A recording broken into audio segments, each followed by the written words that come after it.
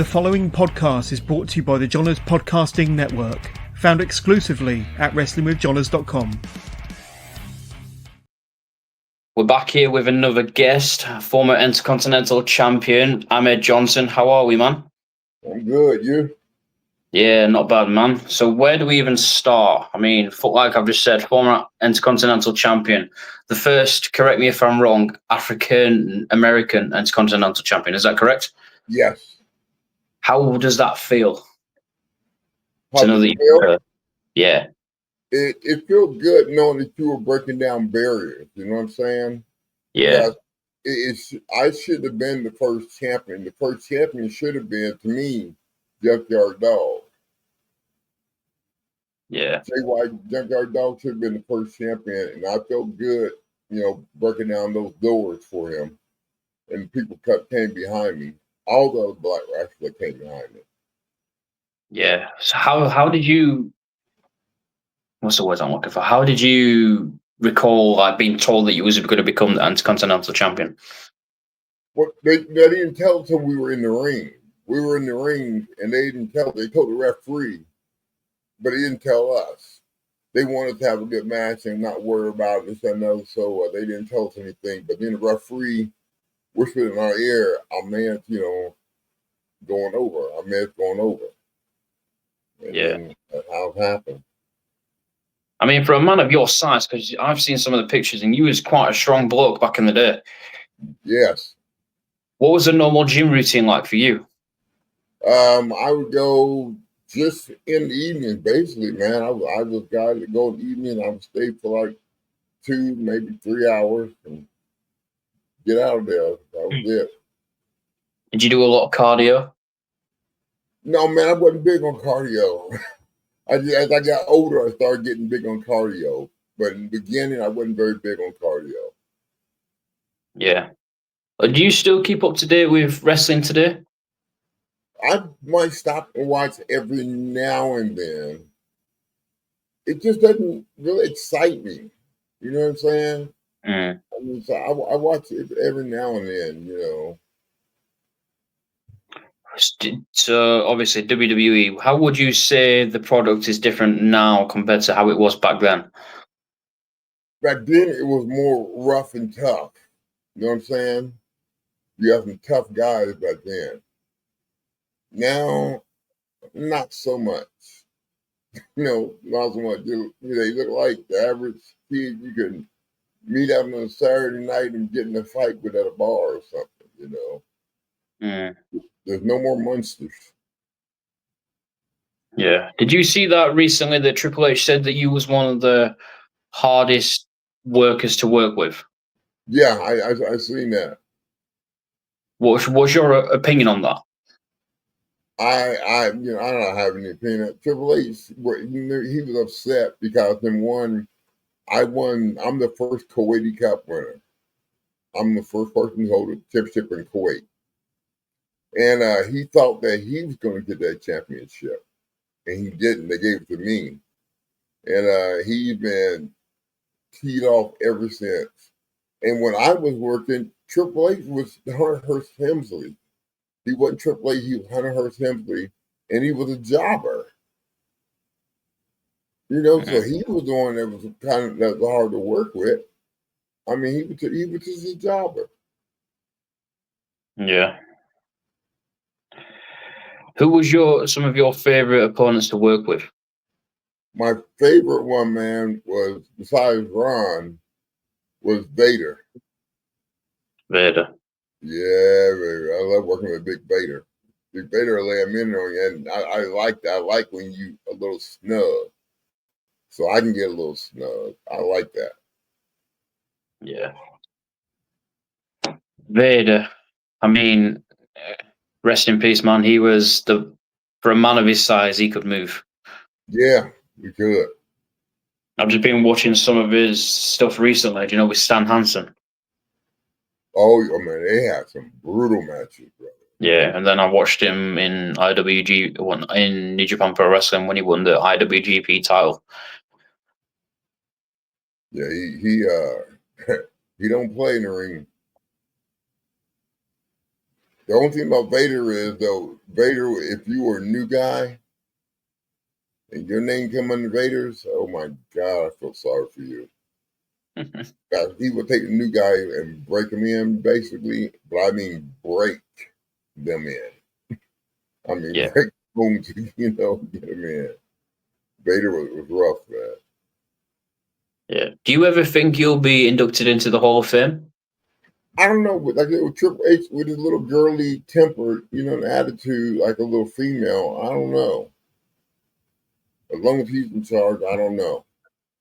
Like I said, he's got that temper thing. He got that. Ahmed got the belt before me, and he got that little thing going on. Not understanding what I did was bigger than him. You know what I'm saying? Got that. Never been an African American or minority champion, period. So what I did was a lot bigger than him. He don't even realize it.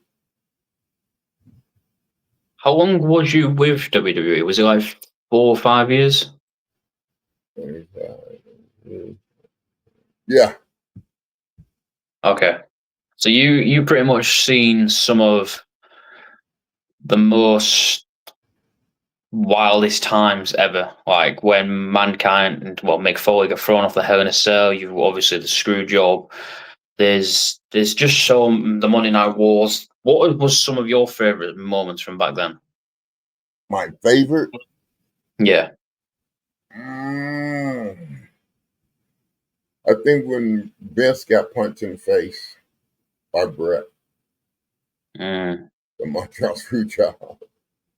I think when Vince got punched in the face, it taught him a lesson about messing with, screwing over people like that. Was you in the building when the Montreal Screwjob happened? Yeah. Talk to me about that day. Like how? I mean, that event. It started off a regular day, or a wrestling day, nothing big, and then everybody knew Bret was leaving, so they were going to give Bret the belt, and we were all supposed to go around the ring and clap for him. And man, we're all around the curtain, the boys, and Sean goes over, and we're like, "What the?"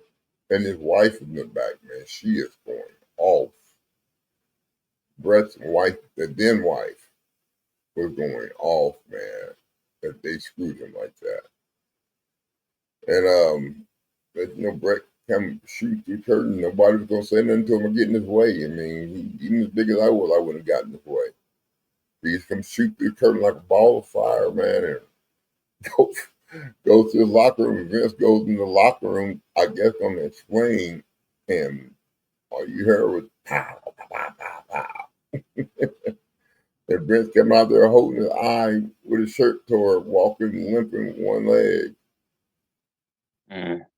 That must have been like a wild event that night. Yeah, it was, man. Super wild. Obviously, Bret went to WCW. Did you ever get a call from WCW? Yeah, I went to WCW. Yeah, but I mean, did you ever get a call to go back? Oh no! Remember when I left, they were closing down. Right. When I left, Bischoff and them had messed everything up and was closing down. Would you say you had more of a better time in WWE or WCW? That's a good question. I have to say WCW. I got to hang out with my partner, so I'll say WCW. WCW. Uh-huh. Were you shocked when Vince bought it? Extremely. Wow.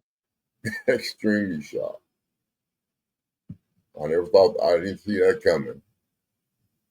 But once again, you shouldn't have known because his dad bought up all the territories. Boys competition. Yeah. Who? How do I put this?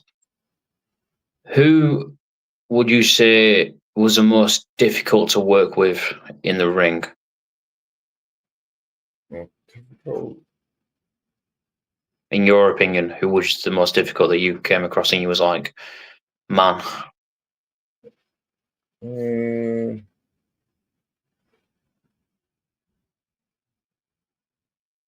Who's most difficult? No, I gotta be honest. I mean, I nobody's really difficult with me. Everybody kind of fell in place. Yeah, I like that. Nobody really difficult with me. I gotta be honest. I mean, I can sit here and say, "Oh, Triple H, Mark Henry, or D'Lo," or they get back there, but I don't play them games, man. So Do you feel, I don't, everybody seems they're the same to me. yeah. Do you still keep in touch with anyone from WWE or WCW? So what now? Do you still keep in touch with anyone? Savio Vega, a few people, a few of them I do. The Savio Vega being the main one. Yeah, Sadio Vega, Yeah. Godfather, good man. Yeah, he Very is. good man. He really is. So you retired in 2003. What was what has life been like for you after wrestling? It was outstanding because I got a job with a oil company. Oh, okay. Yeah, and this man, they pay very, very well. Have you been doing that for the last 20 years? Yeah. Oh, wow. Yeah. So it's been great, man. I ain't got no complaints. God's blessed me. I mean, hey. Do you have any regrets in wrestling? I regret that me and Vince couldn't work it out. I truly do. I regret that we couldn't work it out. Because he wasn't, people say he's an asshole, but he wasn't so much an asshole with me. We just had that disagreement and that was it. So if I could do it again, because my fans always ask me, come back, please come back, one more match. And I'm like, if I could, I would, man, just for my fans. Mm. So obviously you and Vince had a disagreement. What was it over? What was it about? Yeah. Or is they wanted to do a skit to where they hung me from a tree or something. Right? They was gonna hang me on one of the matches, yeah. And I said, no, you're not doing that to me. Because that's, the serious matter with my people, first of all. And it's a serious matter with people around the world who's been hung. No, I'm not doing that. And that was the disagreement. He said yes, I said no. That's what? That's yeah, isn't that crazy? That's crazy, mad. isn't it? Hang. Yeah. I'm sorry, but that's wrong on so many different levels. That's just why I didn't do it, man, because I knew fans like you would understand and be like there, they have to re-see that, man, restudy that, man. That's I'm not gonna be hung. It's because, like you mentioned there, obviously fans look up to wrestlers. Mm-hmm. And then if we see our favorite wrestler doing what you just said, it's like, do you know what I mean? It's like, well, if he can do it, then I can do it. That's how people. It's like in soap worlds and films. Well, if they can do that, I can do it. Exactly. Do you know what I mean? And that's Vince over the years has had some weird ideas for storylines. Yeah. Really weird, and I'm surprised he didn't get cancelled sooner. And the guy and he wanted to do what the guys from South Africa, what are they called? I can't think of the name. Anyway, it was four guys from South Africa with Colonel Parker. Okay. And they want to do it. I'm like, man, there ain't no way. Because South Africa, they did that a lot. Hung people. Yeah. My wife's South African. Yeah, part-time. I'm not going to play them games with you. So when you first signed with WWE, how long did you sign for? Like, what was the contract? You know, like when someone's negotiating a contract, like how does it work out? I think mine was for 4 years, I believe. I think I signed mine for 4 years. Did you get a say in the pay, the travel? How does a contract like work? Do you know, like if you break it down, do they pay for your flights and stuff like that? No, they don't pay for your flight. Well, I'm sorry, I'm lying. They pay for your flight, but they don't pay for anything else. You take care of your medical, take care of your food, and that's the deal. But they do pay pretty. They pay pretty good. They pay pretty good. So do you know when after you leaving WWE for 4 years, did you have to work for the last 20 years, or could you have just lived off that and then done conventions and stuff like that if you wanted to? Yeah, I could have. Oh wow. Yeah, I could. I did pretty good with putting my money away from that in football. That's good. That's really good. Do you get royalties from WWE? Hold on 1 second. Thanks, Alexa. Stop, Alexa. Alexa saying you got a podcast. This is a reminder. Stop, Alexa. Alexa, stop. Thank you. Okay, I'm sorry. It's all right, no worries. I was saying, do you get royalties from WWE? Man, you only get like 2% or something like that. Nothing big, nothing to brag about. Yeah. Yeah, he don't give you enough to brag about. Do you still do conventions and stuff like that around America and signings? Yeah. I just got back from one this weekend. New Jersey. I was in New Jersey and just got back. Would you say that's the biggest place for wrestlers to make money, is conventions and stuff like that?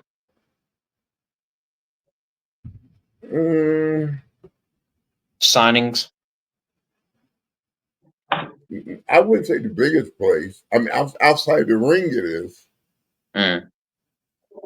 Outside the ring it is. But I mean, you're going to make money and you can get to the WWF, why not take it and make it? Yeah. What's the worst injury you've ever had? My kidney. Your kidney? Ron Simmons, remember Fruit Russia our kidney? Yeah. That was the worst one, brother. Jesus. I tell you something. Like injuring your kidney can be very bad. Yes. Yeah, and that's something you don't want to mess about with. No. I can do it. Thank God that it wasn't. Yeah. What's the biggest thing you learn in professional wrestling? The biggest thing that what? You've learned. You can't trust everybody. Okay. Watch your back. Nothing good. I learned big time. You can't trust anybody. Watch your back. Don't tell other people your business. And people will lie. I find that out big time. That other people will lie on you, like them the wrestlers. They will lie on you so quick, your head will spin. Yeah. You obviously was in the ring with a fair few times with Shawn Michaels. What was that like as an experience? It's like been around anybody else, if you ask me. I didn't get any high lifts from or anything. When did you first discover that you wanted to be a professional wrestler? Well, I didn't. What happened was Stevie Ray wanted to become a professional wrestler. Stevie Ray. I just kind of from Stevie Ray from Harlem Heat. Yeah. And I just kind of followed him to the wrestling school and started practicing with him with Ivan Putski. And hey, the rest was history. We became good, man. Real good. Me, him, and Booker T. Yeah. Is he someone that you speak to? Who Stevie. I haven't spoken to him in a while. I Yeah. don't have no beef with him because I haven't spoken in a while. I got to call him. Mm. I've not spoken to him in a good while. So who would you say your Mount Rushmore of professional wrestling is? Who now? Who's your Mount Rushmore?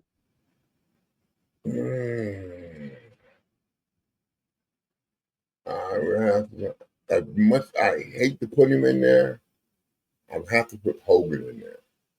And I Okay. hate that. Why?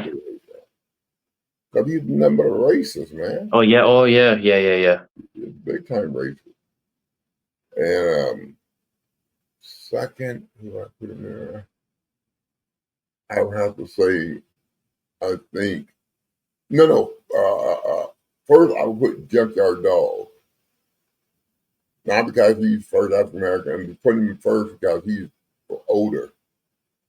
So I put Junkyard Dog. Do I go with Hogan? Do I have to go with The Rock? Mhm. Being honest.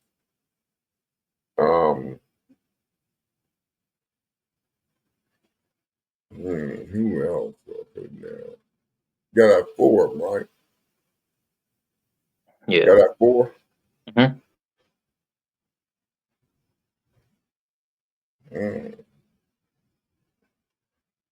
Man, that 4th one's hard.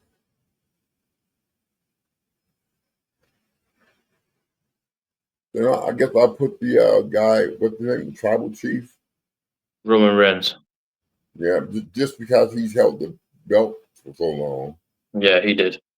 I mean, I don't like his work. I just he's held the belt for so long, you know. Would you quite, as someone who came into the business around about the same time as The Rock, are you quite surprised that he's become this successful? Brock, Yeah. not really, because you want to be Vince is going to decide who's successful and who's not. That's up to Vince. And Mm. people think that Vince don't have his hand in the cookie jar because he sold half of it. Vince still has his hand in the cookie jar. People, don't fool yourself. He's not Yeah. gone. Letting the government think he's gone, but Vince is not gone. Vince is still there, dealing out the cards. I promise you. So you think Vince is still kind of there in the background? Oh yeah, oh yeah. I think he's still the puppet master. What makes you say that? Just by the way some of the matches are, the way some of the things go, is I know is Vince from wrestling with him. I know it's just his style. You know what I'm saying? And some of the stuff has got Vince written all over it. Okay, that's quite interesting because obviously TKO said that he's sold all his shares and stocks, and then obviously Triple H and The Rock are now, and Nick Khan in charge. Yeah, yeah. He didn't say all of it. I thought he only sold 9 billion of it. It's a lot of money, that, isn't it? Yeah, he sold 9 billion of it. He kept half of it, 49% of it. I heard. Either way, it's the things that happen with Vince and the rumors and stuff like that. Does that shock you? Yeah, well, it does. So because I never heard anything like that, man. That's some wild man.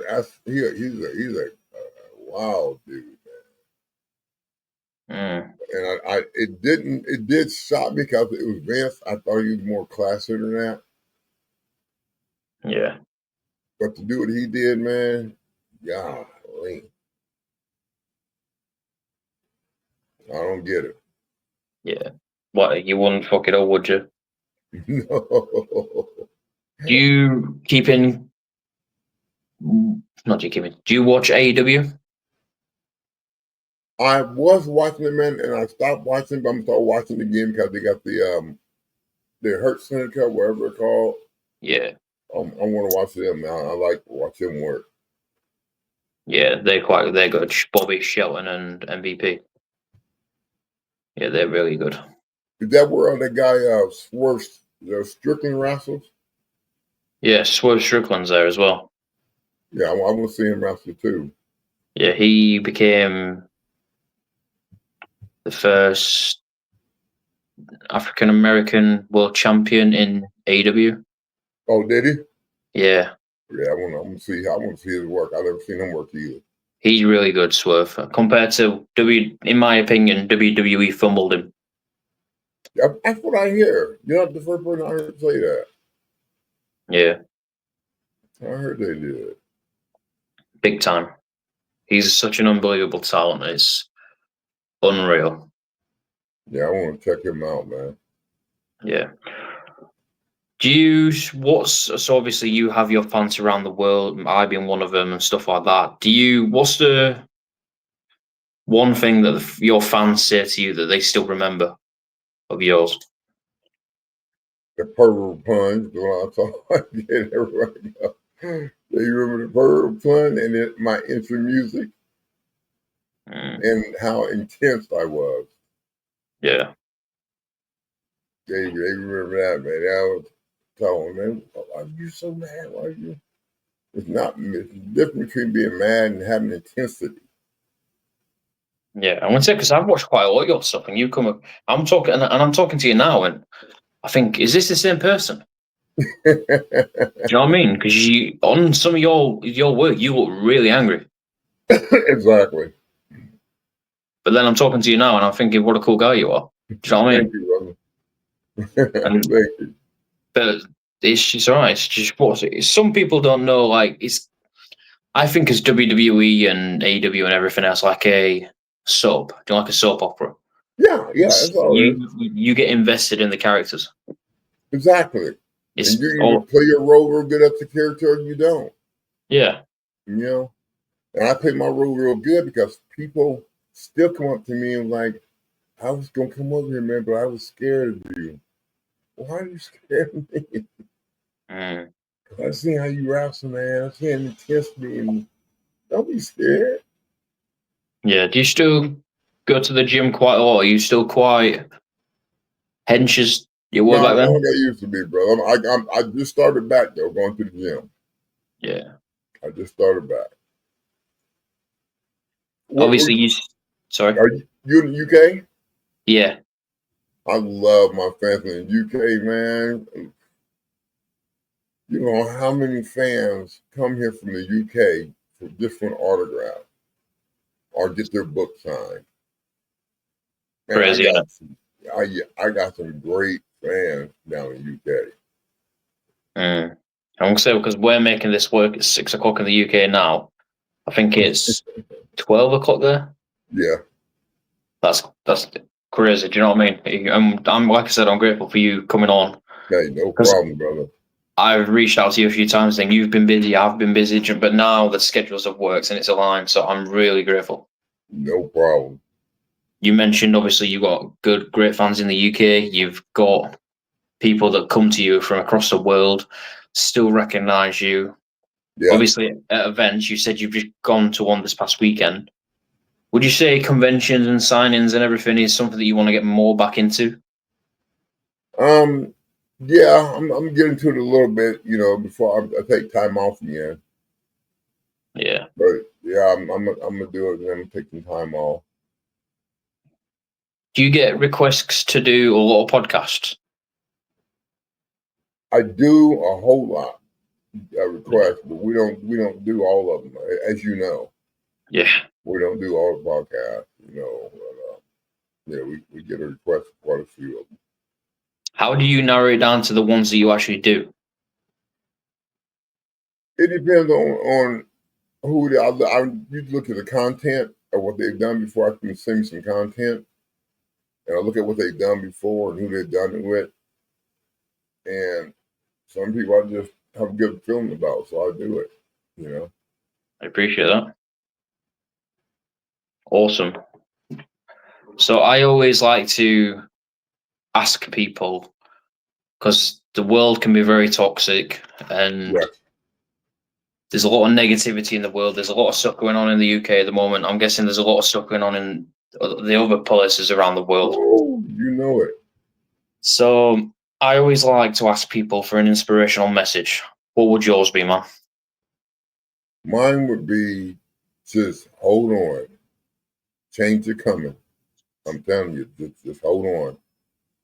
Change is coming. I promise you that. If you believe in the Bible tells you change is coming. All you gotta do is hold on a little while longer. I love that, man.